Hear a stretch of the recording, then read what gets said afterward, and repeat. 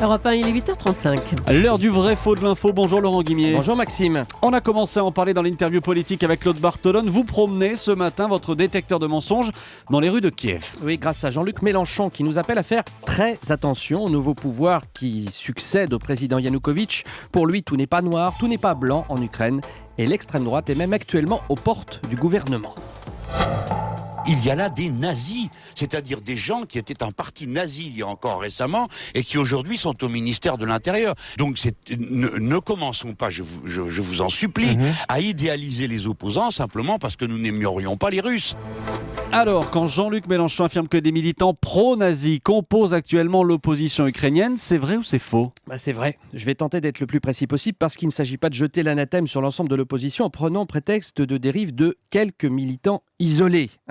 Actuellement, 3 forces émergent de l'actuelle opposition. On en parle depuis quelques jours, sur Europe 1 notamment. Madame Tymoshenko, l'ancienne Premier ministre qu'on a vu dans sa chaise roulante ce week-end. Monsieur Klitschko, l'ancien boxeur, reconverti dans la politique. Et il est beaucoup plus discret sur les photos.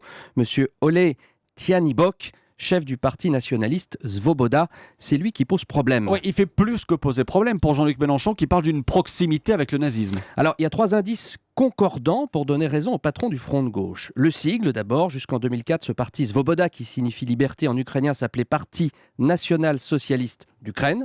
Il y a les mots ensuite. Il y a d'abord des déclarations embarrassantes du leader de Svoboda qui, en 2004, accusait le régime d'être une mafia judéo-moscovite, je cite.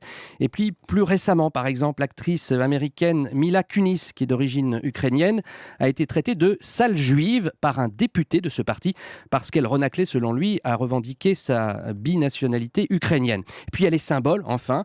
Le site internet Le Plus du Nouvel Obs nous montre les images d'une cérémonie l'été dernier en hommage à la division SS ukrainienne créée il y a 70 ans et qui a combattu avec les Allemands jusqu'en 1944. Lors de cette cérémonie, une députée de Svoboda a officiellement pris la parole. Donc, je le répète, je parle de gestes politiques concrets. Concrètement, quel est le poids de ce mouvement ? 10% des voix aux dernières législatives ukrainiennes de novembre 2012. Je vous ai parlé de 2 députés de Svoboda. Il y en a 37 au Parlement.